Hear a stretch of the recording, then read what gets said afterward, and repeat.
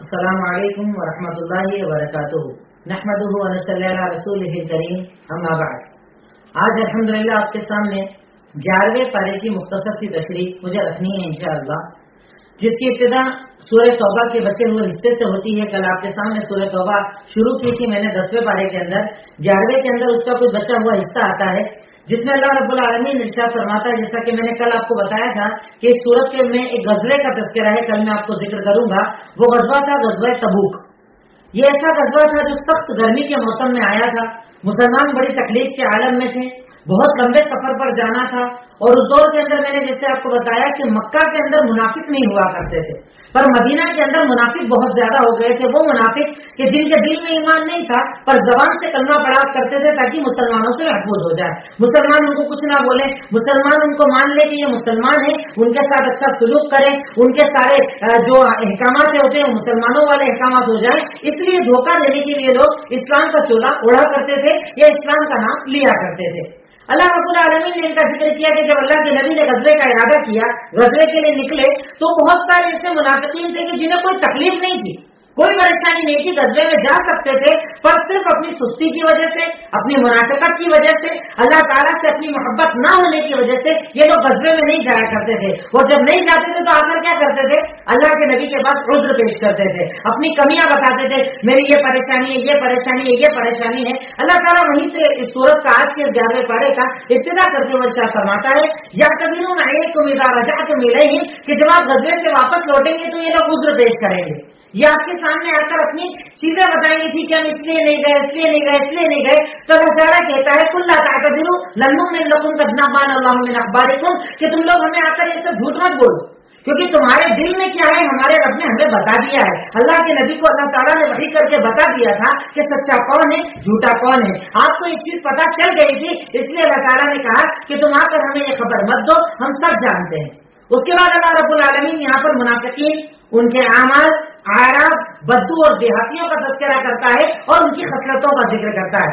اس کے بعد اللہ تعالیٰ آیت نمبر 100 آیت نمبر 100 کے اندر صحابہ کرام کا مقام، ان کا مرتبہ بتاتے ہوئے ارشاد فرماتا ہے والسابقون الاولون من المهاجرين والانصار والذين اتبعوهم باحسان رضي الله عنهم ورضوا عنه واعد لهم جنات تجري تحتها الانهار۔ اللہ تعالیٰ ارشاد فرماتا ہے کہ یقیناً پہلے مسلمان ہونے والے صحابہ کرام مہاجرین میں سے بھی اور انصار میں سے بھی، جو شروعاتی دور میں ایمان لائے، اللہ کے نبی صلی اللہ علیہ وسلم نے کہا کہ اللہ تعالیٰ ایک ہے، اس کی عبادت کرو اور اس کے سوا کوئی عبادت کے لائق نہیں، یہ لوگ ایمان لے آئے، فوراً قبول کر لیا، فوراً تسلیم کر لیا۔ اللہ تعالیٰ کہتا ہے کہ یہ وہ پہلے مسلمان ہونے والے، چاہے مہاجر ہو یعنی مکہ والے، چاہے انصار ہو مدینہ والے، اللہ تعالیٰ کہتا ہے ایک تو یہ، اور اس کے بعد وہ لوگ جنہوں نے ان کی پیروی کی یعنی بعد میں آنے والے صحابہ کرام۔ اللہ تعالیٰ تمام صحابہ کرام کے بارے میں یہ حکم دیتا ہے، ان کی یہ فضیلت اور مرتبہ بتاتا ہے، ان کا یہ مقام اور مرتبہ بتاتا ہے کہ رضی اللہ عنہم ورضوا عنہ۔ اللہ تعالیٰ نے یہ مقام کسی کو نہیں دیا، کسی نبی کے ساتھیوں کو اللہ تعالیٰ نے وہ مقام نہیں دیا جو مقام اللہ تعالیٰ نے اللہ کے نبی کے ساتھی یعنی صحابہ کرام کو دیا۔ اور اسی لیے ہم صحابہ کرام کی عظمتوں کو بیان کرتے ہیں، کیونکہ اللہ تعالیٰ نے ان کو مقام دیا، اور مقام کیا؟ رضی اللہ عنہم، اللہ ان سے راضی ہوا۔ چلیے یہ سمجھ میں آتا ہے، آپ نمازی ہیں، پرہیزگار ہیں، روزے دار ہیں، نبی کے فالوور ہیں، نبی کی پیروی کرتے ہیں، نبی کا ساتھ دیتے ہیں، اللہ نے بول دیا میں تم سے راضی ہو گیا، یہ سمجھ میں آتا ہے۔ پر اللہ تعالیٰ کہہ رہا رضوا عنہ، وہ اللہ سے راضی ہو گئے۔ اب بتائیے کوئی بندہ اللہ سے راضی کیسے ہو سکتا ہے؟ یہ مقام اتنا اونچا مقام کہ اللہ کہے کہ میں اس بندے سے راضی ہوں، یہ بندہ مجھ سے راضی، اس سے بڑا کوئی مقام نہیں ہو سکتا جو اللہ نے مقام صحابہ کرام کو عطا کیا۔ اب لگانے دو ان پر اعتراض، کرنے دو ان پر الزام تراشی، کہنے دو ان کو مرتد، یہ سب کہنے والے ایک طرف اور اللہ تعالیٰ کا یہ فرمان ایک طرف کہ اللہ تعالیٰ سورہ توبہ آیت نمبر 100 کے اندر کہہ رہا ہے کہ وہ مجھ سے راضی، میں ان سے راضی۔ مطلب کیا؟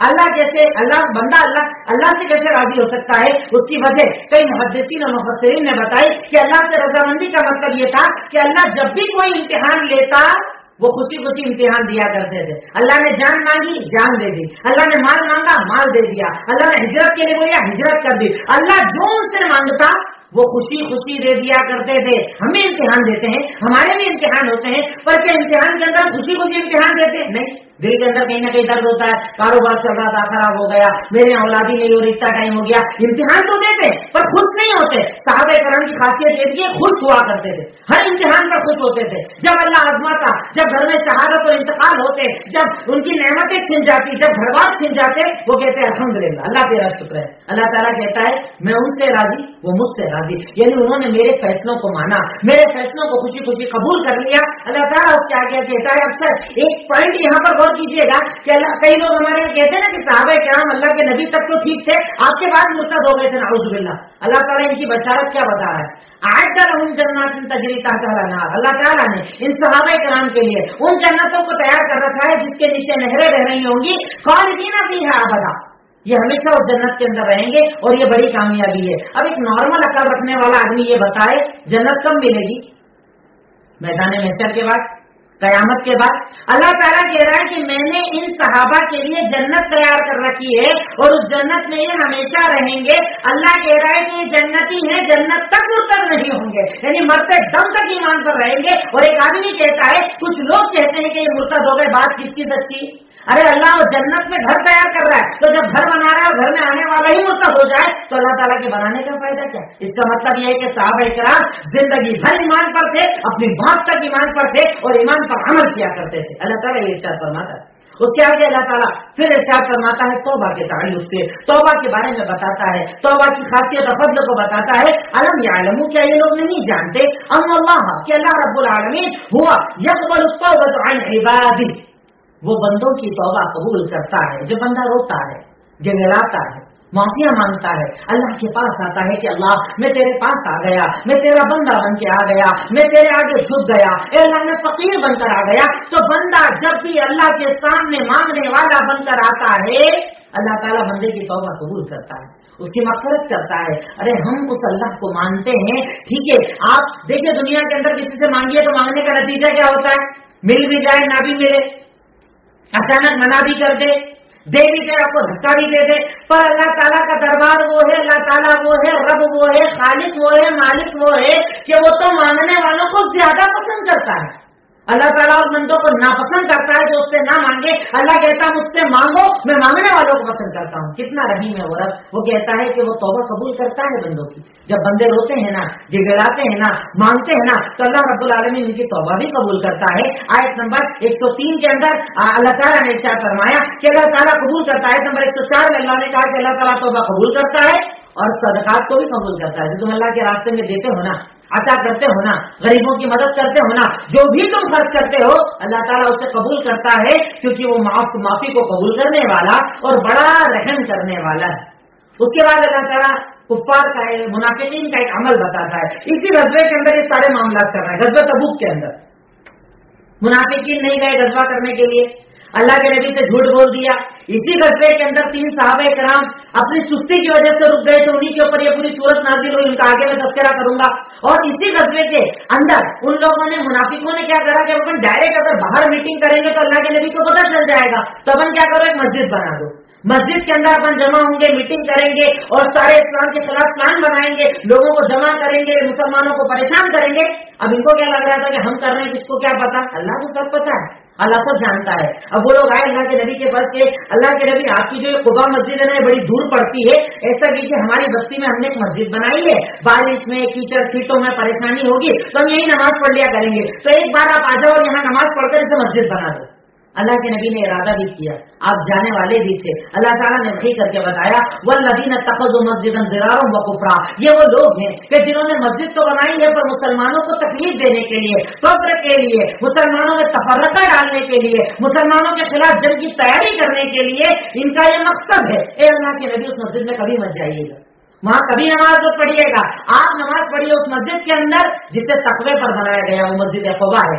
اختلاف ہے کہ مسجد قباء ہے یا مسجد نبوی ہے، پر زیادہ تر مفسرین یا محدثین کا کہنا ہے وہ مسجد قباء ہے. تو ارشاد فرمایا کہ آپ مسجد قباء جو ہے نا وہ تقوی پر بنائی گئی ہے. वो अल्लाह के डर पर बनाई गई है, उसका मकसद अल्लाह ताला का खौफ है। आप वहां इबादत कीजिए, पर ये जहां बोल रहे हैं इबादत मत कीजिए। यानी अल्लाह ताला इनकी प्लानिंगों को अल्लाह के नबी को बता दिया करता था, मुनाफिकों की साजिशों को बता दिया करता था। आपको वही आ जाया करती थी ताकि आप इनकी साजिशों से खबरदार हो जाए, गिरफ्तार ना हो, परेशान ना हो जाए। इसलिए अल्लाह ताला पहले ही आपको वही करके सारी बातें बता दिया करता था। फिर उसके बाद अल्लाह ताला मुनाफिकीन ही का तज़किरा करता है, और उसके बाद हम मोमिनों को एक अजीम बशारत अल्लाह ताला इस आयत के अंदर देता है। बड़ी प्यारी आयत है, आयत नंबर 111 सूरह तौबा। अल्लाह ताला ने इरशाद फरमाया, इन्नल्लाह अश्तरा मिनल मुमिनीन अनफुसहुम व अम्वालहुम बिअन्न लहुमुल जन्नह। अल्लाह रब्बुल आलमीन ने मोमिनों से उनकी जान और उनके माल, इन दो चीजों के बदले जन्नत का सौदा कर लिया है, जन्नत का बिजनेस कर लिया अल्लाह ने। मतलब ये तेरी जान जो मैंने तुझे दी है ना, ये मुझे दे दे, ये जो माल मैंने तुझे दिया है ना, मुझे दे दे, और इसके बदले में जन्नत ले ले। मतलब तेरी जान पर चाहे जो तकलीफ आ जाए, इस्लाम के नाम पर, दीन के नाम पर कुर्बानी देना पड़े, जान लगाना पड़े, वक्त लगाना पड़े, लगा देना, इसके बदले में तुझे जन्नत दूंगा।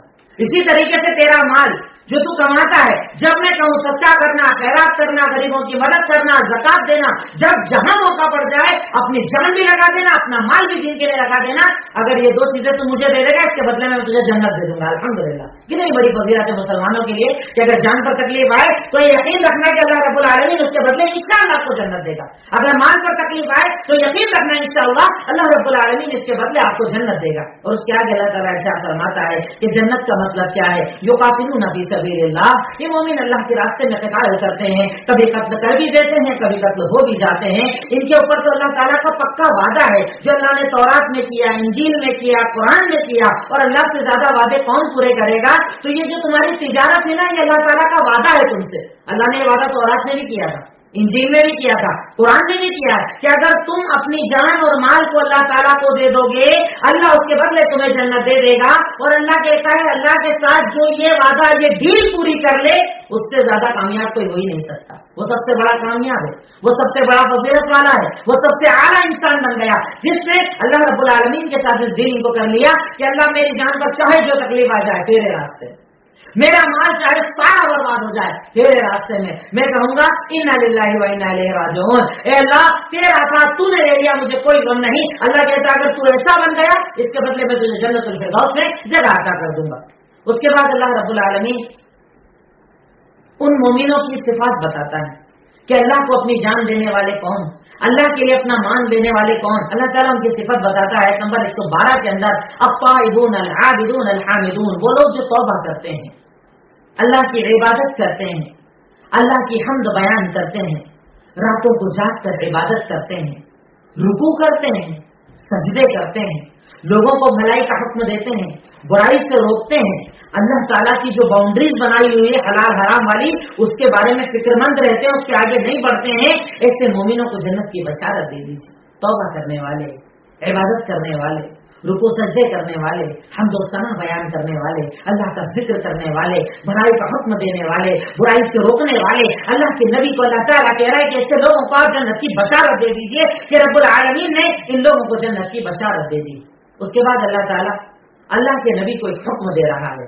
पहले ऐसा था कि कुफ्फार के लिए मग़फ़िरत की दुआ का हुक्म नाज़िल नहीं हुआ था। जैसे अगर कोई आपका करीबी रिश्तेदार शिर्क पर इंतकाल कर गया, मुशरिक था, कुफ्र पर इंतकाल कर गया, काफिर था, अब उसका इंतकाल हो गया, तो क्या अब उसके लिए मग़फ़िरत की दुआ कर सकते हैं? पहले हुक्म नहीं आया था। अल्लाह ताला ने जब ये हुक्म नाज़िल किया, जैसे हज़रत इब्राहिम ने अपने अब्बा के लिए कहा था कि अल्लाह ये ईमान नहीं ला रहे, नहीं समझ रहे, मैं इनके लिए इस्तिग़फ़ार करूंगा जब तक अल्लाह मुझे मना ना कर दे। इसी तरीके से अल्लाह के नबी ने अपने चाचा अबू तालिब के लिए कहा था कि अल्लाह ताला अबू तालिब ईमान ले आओ, मेरे कान में कलमा पढ़ दो। उन्होंने बोला नहीं पढ़ूंगा, कहा मैं आपके लिए इस्तिग़फ़ार की दुआ करूंगा। तो अल्लाह ताला ने अल्लाह के नबी को यहाँ हुक्म देकर मना फरमाया, मा काना लिन्नबी वल्लज़ीना आमनू यस्तग़फ़िरू लिलमुशरिकीन, कि किसी नबी के लिए जायज नहीं, मोमिनों के लिए जायज नहीं कि वो मुशरिकों के लिए मग़फ़िरत की दुआ करें, चाहे वो उनके करीबी रिश्तेदार क्यों ना हो। यानी अल्लाह ताला ने इस चीज को नाजायज करार दिया है कि शिर्क पर इंतकाल करने वाला, कुफ्र पर इंतकाल करने वाला, आप उसकी मग़फ़िरत की दुआ नहीं कर सकते। अल्लाह ताला इस चीज को पसंद नहीं करता कि आप काफिरों के लिए, मुशरिकों के लिए मग़फ़िरत की दुआ कीजिए। अल्लाह ताला ने इस चीज से हमें मना फरमाया। अब उसके बाद वो वाक़या आया है जो मैंने आपको कहा था कि ये ग़ज़वा तबूक था, बड़ा सख्त गर्मी के अंदर यह ग़ज़वा हुआ था, सख्त गर्मी का माहौल था। ایک صحابی تھے جن کا نام تھا کعب بن مالک رضی اللہ تعالیٰ عنہ، جن کی یعنی توبہ اللہ تعالیٰ نے 118 نمبر آیت کے اندر نازل کی. یہ کہتے ہیں کہ سارے لوگ جانے کی تیاری کر رہے تھے. اللہ کے نبی نے کہا چلو لمبا سفر ہے، گرمی زیادہ، سب تیاری کر رہے تھے. میں نے کہا میرے پاس تو 2 اونٹنی ریڈی ہے، کبھی میں نکل جاؤں گا، کرنے دیں ان کو تیاری. اور وہ وقت جو تھا نا کھیتیوں کے پکنے کا وقت تھا، ہماری کھیتیاں پک گئی تھی، ٹھنڈک چل رہی تھی، بڑا اچھا موسم بنا ہوا تھا. تو گرمی کے اندر کون جائے، کسی کو پسند نہیں آ رہا تھا. اب میں نے کہا مدینہ کے اندر کون کون لوگ رہا کرتے تھے؟ یہودی، کھلے دشمن، مومن، ساتھ دینے والے، کفار جو نہیں مانا تھا، کچھ قبیلے والے تھے، اور ایک جو قبیلہ تھا، ایک جو لوگ تھے وہ تھے منافق، کہ زبان سے تو بول دیا تھا لا الہ الا اللہ، پر دل میں ایمان نہیں تھا. ان کی تعداد مدینہ میں بہت بڑھ گئی تھی. ان لوگوں نے کیا کہا، اللہ کے نبی کے پاس آ کر جھوٹے بہانے کر دیے. میرے گھر میں کوئی ہے نہیں، میرے گھر میں عورتیں ہیں، میرے گھر میں بزرگ ہے، مجھے تکلیف ہے، مجھے بیماری ہے، آزادی ہے، جھوٹے بہانے کر دیے تاکہ غزوے میں نہ جانا پڑے. کعب بن مالک کہتے میں انتظار کر رہا تھا، ٹھیک ہے کر لوں گا تیاری، کر لوں گا تیاری، کر لوں گا تیاری، کرتے کرتے کرتے کرتے نکلنے کا وقت آ گیا. اب اللہ کی صحیح بخاری کے اندر پورا ان کا واقعہ، اگر آپ نیٹ پر سرچ کریں گے کعب بن مالک کی توبہ، پورا واقعہ صحیح بخاری کے اندر تفصیل کے ساتھ ان کی توبہ کا موجود ہے. تو انہوں نے کہا ٹھیک ہے میں تیاری کر لوں گا. اب وقت یہ آیا کہ اللہ کے نبی کے نکلنے کا وقت آ گیا. غزوے کے لیے اعلان ہو گیا، نکلنے کا اعلان ہو گیا، نکل بھی گئے. اب کعب بن مالک کہتے ہیں اب مجھے ذرا فکر لگی کہ ارے میں نے بہت لیٹ کر دیا ہے، جلدی جلدی تیاری کرتا ہوں، اپنے کسی تیز جانور پر جاتا ہوں اور جلدی سے جا کر ان سے مل جاتا ہوں. پر میں نہیں جا پایا، میں رہ گیا. مطلب یہ غزوے سے پیچھے رہ گئے، غزوے میں نہیں گئے، کوئی عذر نہیں تھا، کوئی تکلیف نہیں تھی، پھر بھی غزوے کے اندر نہیں گئے. اب یہ کہتے ہیں کہ جب اب میں اللہ کے نبی کے نکلنے کے بعد مدینہ میں جب نکلتا تو مجھے کون دکھتا، یا تو بڈھے لوگ، عورتیں، بچے یا منافق. ان کے علاوہ کوئی دکھتا ہی نہیں تھا. مومن سارے چلے گئے تھے، بڑی تعداد کے ساتھ آپ گئے تھے. اب وہاں گئے، غزوے کے اندر آپ چلے گئے. غزوے میں آپ نے میرے بارے میں کسی سے پوچھا بھی کہ وہ آیا نہیں، کہاں اس کو تو بعد میں آرام کرنے سے فرصت نہیں ملی. پھر ایک صحابی نے بولا نہیں ایسا مت بولو، اچھا انسان ہے، ہمیشہ غزووں میں گیا ہے، ہو سکتا کوئی پرابلم رہ گئی ہوگی. اب اللہ کے نبی صلی اللہ علیہ وسلم غزوے سے واپس لوٹے، آپ مسجد کے اندر آئے، 2 رکعت آپ نے نماز پڑھی. جتنے منافق تھے وہ سب آئے، اور اللہ تعالیٰ نے اس سورت کو اگر آپ ترجمے سے پڑھیں گے نا، اس کا ذکر کیا ہے. سارے منافق آئے اور ایک ایک کر کے اپنا عذر بتاتے گئے، میرے گھر میں بچے تھے، میرے گھر میں عورتیں تھی، یہ تھا وہ تھا وہ تھا، سب جھوٹ بولنے لگے. اللہ کے نبی نے بولا جو تم نے بولا ہے میں نے مان لیا، اب تیرے دل میں کیا ہے اس کا فیصلہ اللہ کرے گا. سب کو چھوڑتے گئے چھوڑتے گئے چھوڑتے گئے چھوڑتے گئے. کعب بن مالک آئے، آپ کے سامنے آ کر بیٹھے، کہا اللہ کی قسم اے اللہ کے نبی اگر آپ کے سوا میں کسی اور کے سامنے بیٹھا ہوتا نا تو مجھے بات چیت کرنے کی اتنی ٹیکنیک ہے، اتنا اچھے سے پتا ہے کہ سامنے والے کو کیسے سرنڈر کرنا، میں فوراً آپ کے سامنے بولتا اور آپ مان جاتے، انکار ہی نہیں کرتے میری بات کا. پر آپ نبی ہو، اگر میں آج جھوٹ بول بھی دوں کل آپ کو اللہ بتا دے گا، سب پتا چل جائے گا. اس لیے میں آپ کے سامنے سچ بولتا ہوں کہ مجھے کوئی عذر نہیں تھا، میں اپنی سستی میں رک گیا. اب میں اللہ تعالیٰ کے فیصلے کا انتظار کروں گا کہ اللہ میرے بارے میں فیصلہ نازل کرے. اللہ اکبر. ایمان دیکھیے، سچائی دیکھیے، اللہ پر یقین دیکھیے. یہاں تو ہم لوگ ذرا ذرا سے فائدوں کے لیے جھوٹ بولتے پھرتے ہیں، سامنے والے کو کنوینس کر دیتے ہیں، جو دل میں آیا بکتے پھرتے ہیں اپنے دنیاوی فائدے کے لیے. کعب بن مالک نے کہا کہ نہیں میں جھوٹ نہیں بولوں گا. چلے گئے. اللہ کے نبی نے کہا ٹھیک ہے انتظار کرو جب تک اللہ تمہاری توبہ نازل نہ کر دے، پر تو نے غلطی کی ہے، اب آج سے تیرا سماجی بائیکاٹ، پورے سماج میں کوئی تجھ سے بات نہ کرے گا، سارے مومن تجھ سے بات نہیں کریں گے. اب بات چیت بند. کعب بن مالک کہتے ہیں کہ میں باہر نکلا تو سارے رشتے دار مجھ پر چڑھ دوڑے کہ جھوٹ بول دینا تھا، کیا دقت تھی، بعد میں تو معافی مانگ لیتا. کہا نہیں میں جھوٹ نہیں بول سکتا. وہ کہتے ہیں کہ جب مدینہ میں نکلا تو پتا چلا میرے علاوہ 2 اور صحابہ کرام ہیں جن سے ایسی غلطی ہو گئی، اور ان دونوں سے بھی سب کی بات چیت بند ہے. کہا کون؟ ہلال بن امیہ اور مرارہ بن ربی، یعنی 3 لوگ ہو گیا. کعب بن مالک، ہلال بن امیہ، مرارہ بن ربی، ان 3 لوگوں سے بات چیت بند. 40 دن تک کنٹینیو بات چیت بند. وہ کہتے ہیں میں بازاروں میں گھومتا، ادھر ادھر جاتا، سب کو سلام کرتا، کوئی مجھے جواب نہ دیتے. میں نماز پڑھنے جاتا، اللہ کے نبی سلام پھیرتے، میں سلام پھیر کر اس جگہ بیٹھتا جہاں آپ کا چہرہ سلام پھیر کر آنے والا ہے، پر آپ میری طرف نہیں دیکھتے تھے. میں سلام کرتا اور آپ کے ہونٹوں کو دیکھتا کہ کیا آپ نے جواب میں کچھ کہا، پر آپ کے ہونٹ بھی نہ ہلتے. مجھے بڑا غم تھا، بڑا افسوس کے اندر تھا. اسی وقت میں میرے پاس غسان کے بادشاہ کا لیٹر آیا کہ ہم نے سنا ہے کہ تیرے ساتھی نے تجھے چھوڑ دیا ہے، آجا ہمارے پاس، ہم تجھے عزت دیں گے. تو کہا کہتے ہیں یہ تو میرا ڈبل امتحان ہو گیا کہ اللہ تو بھی ناراض، تیرے نبی ناراض، اور دوسرا دشمنوں کے آفر آ رہے ہیں. انہوں نے لیٹر کو پھاڑ کر آگ میں جلا دیا، کیونکہ صحابہ کے لیے اللہ کے نبی کی محبت سے بڑھ کے بادشاہت بھی نہیں تھی. وہ کہنے لگے اسی طرح 40 دن گزر گئے. 40ویں دن ایک قاصد آ کر یہ کہتا ہے کہ اب اللہ کے نبی نے کہا ہے کہ تیری بیوی کو بھی تجھ سے الگ ہونا پڑے گا، یعنی اب تک تیری بیوی تیرے سے بات کر رہی تھی، تیرے ساتھ رہ رہی تھی، اب اسے بھی الگ کر دے. تو بولا تلاق دے دوں یا صرف گھر بھیج دوں؟ کہا تلاق مت دو بس گھر بھیج دو. اسے بھی گھر بھیج دیا. 50 دن تک سماجی بائیکاٹ. پر سچائی جھوٹ نہیں بولے.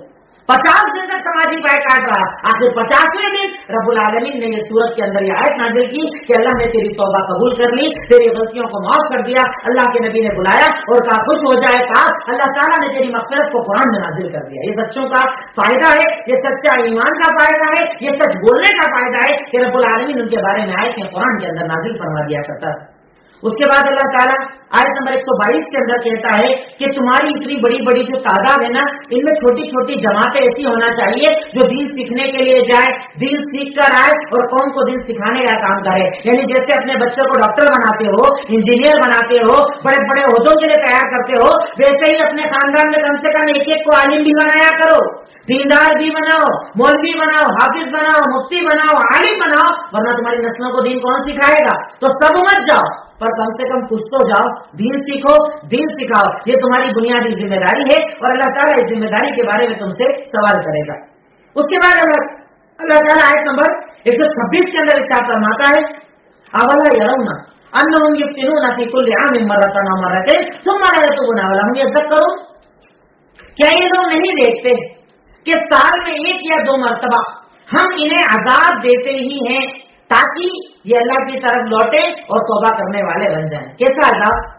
جیسے ہم دیکھتے ہیں دنیا میں کہیں کہیں زلزلہ آ گیا، کہیں سونامی آ گئی، کہیں کچھ آ گیا، کہیں کچھ آ گیا. اللہ تعالیٰ ایک ساتھ عذاب اس لیے نہیں دیتا ہے کیونکہ ہمارے اور آپ کے نبی نے یہ دعا مانگی تھی کہ اللہ مجھ سے پہلی امتوں کو تو نے ایک ایک بار میں پورا ختم کر دیا، اللہ میری امت پر ایسا عذاب نازل مت کرنا. اللہ نے دعا قبول کر لی ورنہ پوری امت ایک ساتھ ختم کر دی جاتی. پر اللہ تعالیٰ کہتا ہے یہ جو چھوٹے چھوٹے عذاب میں بھیجتا ہوں نا، یہ دنیا کے اندر الگ الگ جگہ جو میرے عذاب آتے ہیں نا، اس کا مقصد یہ ہوتا ہے کہ اب بھی سنبھل جاؤ، اب بھی توبہ کر لو، اب بھی اللہ کی طرف لوٹ جاؤ. اگر لوٹ جاؤ گے اللہ معاف کر دے گا ورنہ اللہ معاف کرنے والا نہیں. ابھی یہ کورونا کیا ہے؟ یہ اللہ کا جھٹکا ہی تو ہے.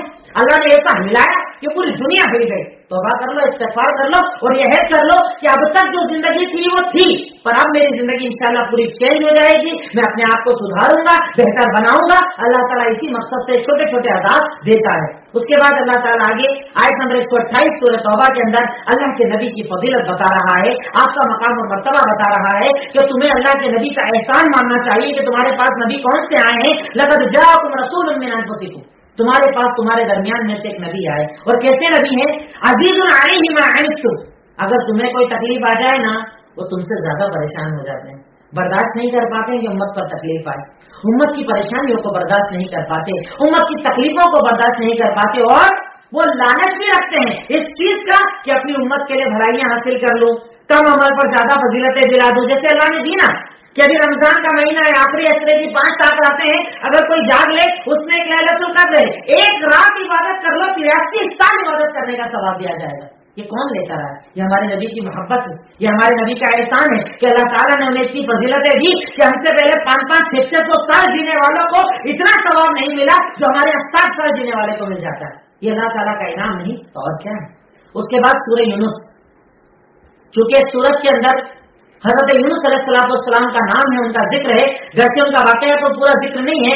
آپ جانتے ہیں کہ ایک نبی تھے حضرت یونس علیہ السلام، اللہ تعالیٰ نے انہیں قوم کی طرف بھیجا تھا کہ آپ انہیں ڈرائیے. قوم والوں نے ان کی بات نہیں سنی تو انہیں غصہ آ گیا، وہ قوم کو چھوڑ گئے، جبکہ نبی کو اجازت نہیں ہوتی تھی کہ وہ قوم کو چھوڑے، چھوڑ کر نکل گئے. کشتی کے اندر بیٹھے کہیں جانے کے لیے، اتفاق سے ایک معاملہ ہوتا ہے، کشتی ڈوبنے لگتی ہے، ایک آدمی کو گرانا تھا تو حضرت یونس کو گرایا جاتا ہے قرآن دازی کے بعد. اب جیسے ہی ان کو سمندر میں پھینکا جاتا ہے، ایک مچھلی اللہ کے حکم سے انہیں اپنے پیٹ کے اندر لے لیتی ہے. اب مچھلی کے پیٹ میں جب یہ جاتے ہیں انہیں یہ احساس ہوتا ہے کہ اللہ مجھ سے غلطی ہو گئی، مجھے قوم کو نہیں چھوڑنا تھا. وہاں سے پکار کر کہتے ہیں لا الہ الا انت سبحانک انی کنت من الظالمین. اے اللہ تو ہی ہے، تو ہی برحق ہے، تو ہی معبود ہے، تو ہی خالق ہے. اے اللہ تیری تو بابرکت ہے، تو پاکیزہ ہے. اے اللہ غلط تو میں نے کیا ہے نا، ظالم تو میں ہوں نا، مجھے معاف کر دے. اللہ تعالیٰ نے سمندر کا اندھیرا، مچھلی کے پیٹ کا اندھیرا، اس تہہ کے اندر سے پکارنے والے حضرت یونس کی دعا کو سنا اور مچھلی نے دوبارہ لا کر انہیں اس جگہ پر چھوڑ دیا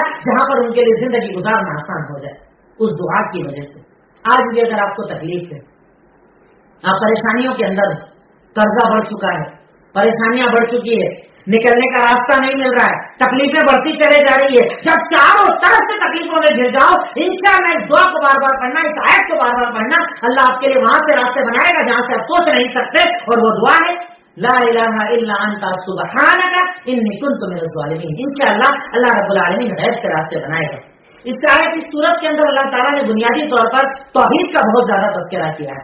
अल्लाह एक है, उसकी मखलूकात को देखो, उसकी कुदरत को देखो, उसने आसमान जमीन को कैसे बनाया, इन चीजों को देखो। अल्लाह ताला कई चीजों का तज़किरा करता है। जैसे सूरह यूनुस की इब्तिदा के अंदर आयत नंबर 5 में अल्लाह ताला कहता है हुवल्लज़ी जअल अश-शम्स ज़िया, वही अल्लाह है जिसने सूरज को चमकदार रोशन बनाया और चांद को कमरा मुनीरा, किसी और के लाइट को रिफ्लेक्ट करने वाला बनाया। जैसे मैंने आपको इससे पहले बताया था कुरान की फजीलत के अंदर कि अल्लाह ताला कहता है यह साइंस ने आज जाना कि चांद की अपनी कोई रोशनी नहीं है, वो सूरज की रोशनी को रिफ्लेक्ट करता है। पहले कहा जाता था कि सूरज की अपनी रोशनी और चांद की भी अपनी रोशनी है। अल्लाह ने आज से 1450 साल पहले बात बता दी थी कि सूरज खुद से रोशन है और चांद किसी और की रोशनी से मुनीर रोशन होता है, खुद से रोशन नहीं है। उसके आगे अल्लाह ताला कहता है वही तो है जिसने चांद की मंजिलों को बनाया है।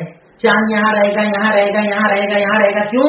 ताकि तुम रास्ता तय कर सको, अपने दिन बांट सको। पहले दिनों की तरतीब कमरी ही चलती थी, चांद से दिन जोड़े जाते थे, हम भी चांद से चलते हैं। तो अल्लाह ताला कहता है ये सब इस मकसद से मैंने दुनिया को बनाया। और अल्लाह कहता है कि मैंने इस सारी चीजों को बनाया है निशानी के तौर पर, तुम इसमें ढूंढो, अल्लाह ताला की निशानियां तुम्हें मिलेगी, अल्लाह ताला पर तुम्हारा ईमान मजबूत हो जाएगा। उसके बाद अल्लाह ताला यहाँ पर इंसान की जो फितरत होती है, अल्लाह फितरत बताते हुए क्या फरमाता है आयत नंबर 12 के अंदर वैसा मक्सद इंसान जो दान वाले जम्बे, कि जब इंसान को तकलीफ आती है ना, भीड़ कर पुकारता, बिल्कुल लेटे बैठे खड़े अल्लाह अल्लाह अल्लाह अल्लाह, इबादत नमाज। देखते नहीं हम लोग, जरा सी तकलीफ आने पर मुसल्ले ही नहीं हटते हमारे घरों में, टोपियां नहीं उतरती हैं। अभी आप देखिए जब नया नया कोरोना वायरस आया तब तो फिर भी थोड़ा लोग मुतमईन हो गए। जब नया नया कोरोना वायरस आया था, देखिए आप जिन्होंने कभी नमाज नहीं पढ़ी है, दाढ़ियां निकल गई सबकी, टोपियां लगी हुई है, जब कहीं मिल रहे तस्बीह हाथ में अल्लाह अल्लाह सुभान अल्लाह अल्हम्दुलिल्लाह अल्लाह अकबर। क्यों? जब मुसीबत आती है ना तो हिल जाता है बिल्कुल आदमी। तो अल्लाह कहता है मुसीबत आती है खड़े बैठे लेटे जैसा रहेगा, सिर्फ अल्लाह अल्लाह करता रहता है। पर जहां परेशानी खत्म, ऐसा हो जाता है जैसे कोई परेशानी आई ही नहीं थी, कभी कुछ हुआ ही नहीं। वही गुनाह, वही गलतियां, वही बेनमाजीपन, वही दीन से दूरी, वही अल्लाह ताला का इनकार, सब दोबारा चालू हो जाता है। अल्लाह कहता है तेरी फितरत को बदल, नहीं तो अल्लाह ताला का अज़ाब तेरे ऊपर आएगा और कोई बचाने वाला नहीं रहेगा। अल्लाह ताला कहता है कि जब तकलीफ आती है खड़े में लेटे में बैठे में अल्लाह अल्लाह पुकारता है, और जब अल्लाह ताला तकलीफ हटा देता है तो सारी चीजों को भूल जाता है। अल्लाह ताला कहता है ऐसे ही होते हैं इसराफ करने वाले, हद से ज्यादा तजावुज करने वाले, लेकिन वो इस बात को समझते नहीं है। फिर अल्लाह ताला कौमों के मारने का जिक्र करता है कि कौमों ने जब अल्लाह रब्बुल आलमीन की इबादत नहीं की, उसे नहीं माना, तो अल्लाह ने उन्हें जलील और रुस्वा कर दिया। उसके बाद अल्लाह ताला शिर्क कौमों की जिक्र करता है नंबर 18 के अंदर कि ये लोग अल्लाह को छोड़कर ऐसे लोगों को पुकारते हैं जो ना फायदा दे सकते ना नुकसान दे सकते, वो खुद मोहताज है। जिंदा थे अब मर गए, यानी मोहताज हो गए ना, थे मर गए, अब नहीं है, वो अपनी मौत को नहीं रोक पाए। अब चाहे कब्र में हो, चाहे वो खड़े हो, चाहे मूर्तियों की शक्ल में हो, किसी भी शक्ल के अंदर हो, न फायदे का ताकत न नुकसान की ताकत। अल्लाह ताला कुरान में दूसरी जगह कहता है कि अगर उनकी मक्खी बैठ जाए उनके ऊपर या उनके खाने के सामान पर बैठ जाए, वो मक्खी को भी नहीं हटा सकते। और तुम उनको अपना रब मानते हो, महबूद मानते हो, उनकी इबादत करते हो। हजरत इब्राहिम ने अपने वालिद से कहा था ना, या आबती लिमा ताबुदु मा ला यस्मा वला युबसिर वला युगनी अन्का शैया, ए मेरे अब्बा जान आप क्यों इबादत करते हो ऐसे महबूदों की जो ना सुन सके, जो ना देख सके, जो ना फायदा दे सके, जो ना नुकसान दे सके? आप क्यों इबादत करते हो इनकी? इबादत उसकी करो ना जो अता करने वाला है, इबादत उसकी करो ना जो देने वाला है। वो कौन है? अल्लाह रब्बुल आलमीन की जात बेनियाज, काबिल तारीफ, अता करने वाला, देने वाला, किसी का मोहताज नहीं, अकेला है, ना औलाद है, ना बीवी है, ना बच्चे, किसी का मोहताज नहीं। उसे पुकारो ना, वो है ना तुम्हारे साथ, वो देगा ना, वो अता करेगा ना, पर उसको नहीं पुकारते। अल्लाह ताला उनके गुनाहों का जिक्र करते हुए कहता है, और उसके बाद क्या कहते हैं, पहले तो जिनको पुकारना है वो मोहताज है, कुछ देने वाले नहीं। और उसका क्या बोलते हैं, जब अपन रोको क्या रे इनकी आप इबादत करते हो, बोले नहीं इबादत थोड़ी करते, ये तो बस जरिया है। अब क्या है, अपन इससे गुनहगार, इससे खताकार, किससे अल्लाह को डायरेक्ट पुकारे, ये हमारी दुआओं को लेकर जाते हैं, ये अल्लाह तक हमारी बातें पहुंचाते हैं। अल्लाह ताला इसी सिफारिशी बनाने को कहते हुए क्या फरमाता है कि क्या तुम अल्लाह को वो बात बता रहे हो जो अल्लाह नहीं जानता है? ये नया ला रहे हो क्या?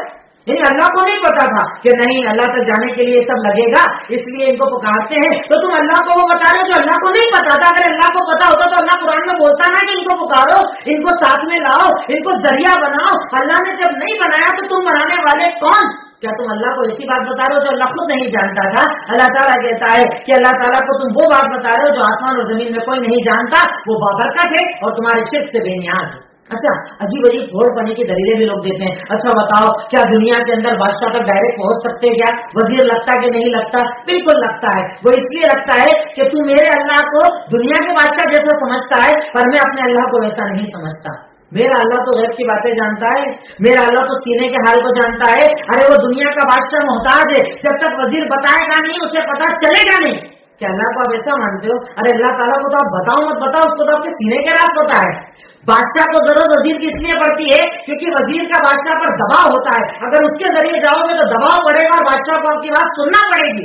پر اس کائنات میں کوئی ایسا نہیں جو اللہ پر دباؤ ڈال سکے۔ اللہ تعالیٰ پر دباؤ ڈالنے والا اس کائنات کے اندر کوئی نہیں ہے۔ اس لیے دنیا کی مثالیں مت دیجیے، اللہ کو پکاریے، اللہ سے مانگیے، کیونکہ اللہ تعالیٰ پکارنے والوں کی پکار کو سنتا ہے، چاہے وہ گنہگار ہو چاہے وہ اچھا ہو، اللہ سب کی صداؤں کو سنتا ہے۔ تو اللہ تعالیٰ اسی شرک سے ہمیں یہاں پر منع فرماتا ہے۔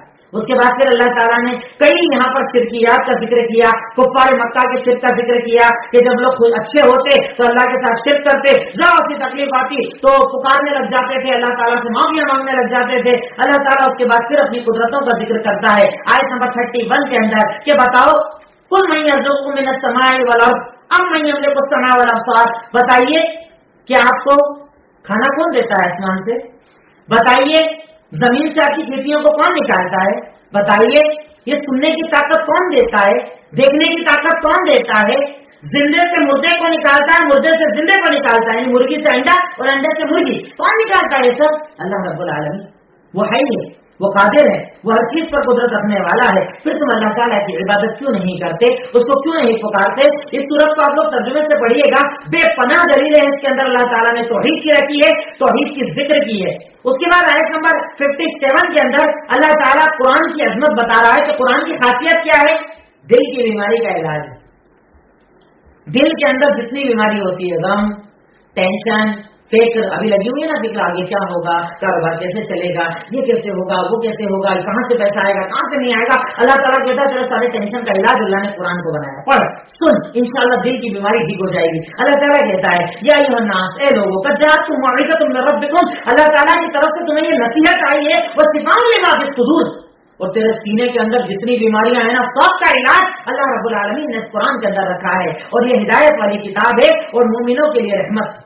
اللہ تعالیٰ اس قرآن کی عظمت بتا رہا ہے، پر افسوس یہ کہ ہم اس قرآن کو سننا نہیں چاہتے، ہم اس قرآن کو پڑھنا نہیں چاہتے، اور اس کے آگے اللہ تعالیٰ اپنی قدرت کو بتاتا ہے آیت نمبر 61 کے اندر کہ اے لوگوں سنو، وَمَا يَعْزُبُ عَنْ رَبِّكَ مِثْقَالَ ذَرَّةٍ فِي الْأَرْضِ وَلَا فِي السَّمَاءِ، تیرے رب کے سامنے نا ذرہ جو ہوتا ہے نا، ذرہ وہ بھی چھپا ہوا نہیں ہے، آسمان زمین کہیں کچھ کوئی چیز اللہ سے چھپی ہوئی نہیں ہے، اللہ سب جانتا ہے۔ اللہ تعالیٰ نے فرشتوں کو مقرر کر رکھا ہے، وہ تیرے اعمال کو لکھتے ہیں۔ اللہ سے نہ تیری نیکی چھپی ہے نہ تیری بدی چھپی ہے، اپنے اعمال اللہ کے سامنے لا، یہ اچھا موقع اللہ نے تجھے توبہ کا دیا ہے، رک گڑگڑا لے اور معافی مانگ لے، انشاءاللہ اللہ رب العالمین تیرے گناہوں کو معاف فرما دے گا، تیری خطا و لغزشوں کو معاف فرما دے گا، اور انشاءاللہ اس کے ذریعے اللہ رب العالمین تجھے ایک بہتر زندگی عطا فرما دے گا۔ اس کے بعد اللہ تعالیٰ ارشاد فرماتا ہے کہ یقیناً وہ لوگ اللہ ان اولیاء اللہ لا خوف علیہم ولا هم يحزنون، آیت نمبر 62 میں اللہ تعالیٰ ارشاد فرماتا ہے یقیناً جو اللہ کے اولیاء ہوتے ہیں نا، اللہ کے ولی ہوتے ہیں نا، انہیں کوئی خوف ہوتا ہے نہ کوئی غم ہوتا ہے۔ اور اللہ کے ولی کون ہوتے ہیں؟ اللہ تعالیٰ ان کی صفت بتا رہا ہے، وہ لوگ جو اللہ تعالیٰ پر ایمان لاتے ہیں اور اللہ تعالیٰ سے ڈرتے ہیں۔ ورنہ آپ دیکھیں نا ہمارے یہاں تو نہ جانے کس کس کو لوگ، ایک آدمی ہے جس نے زندگی میں کبھی نماز نہیں پڑھی، گندا رہتا ہے، کبھی اسے پاکی ناپاکی کا خیال نہیں، لوگ اسے اللہ کا ولی مانتے ہیں۔ اللہ تعالیٰ بتا رہا ہے ولی کون؟ ولی ایک تو ایمان والا، دوسرا اللہ سے ڈرنے والا۔ ایمان مطلب عمل کرنے والا، پنج وقتہ نمازی، روزوں کا پابند، عبادت کرنے والا، اللہ تعالیٰ اسے کہتا ہے کہ وہ اللہ تعالیٰ کی عبادت کرنے والا ہے، اسے نہیں کہتا ہے جو بددین اور دین سے دور ہے۔ اس کے بعد اللہ رب العالمین پھر جیسے میں نے بتایا کہیں منافقین کا تذکرہ کرتا ہے، پھر اس کے بعد اللہ رب العالمین قوموں کا تذکرہ کرنے پر آیا، قوم نوح کا دوبارہ تذکرہ کیا، جن کے بارے میں آپ کو پہلے بھی بتا چکا ہوں کہ حضرت نوح علیہ السلام نے 950 سال تک اپنی قوم کو دعوت دی، قوم والوں نے آپ کی بات نہیں مانی، اللہ تعالیٰ کا عذاب آیا اور پانی کے ذریعے عذاب آیا اور انہیں ڈبا دیا گیا۔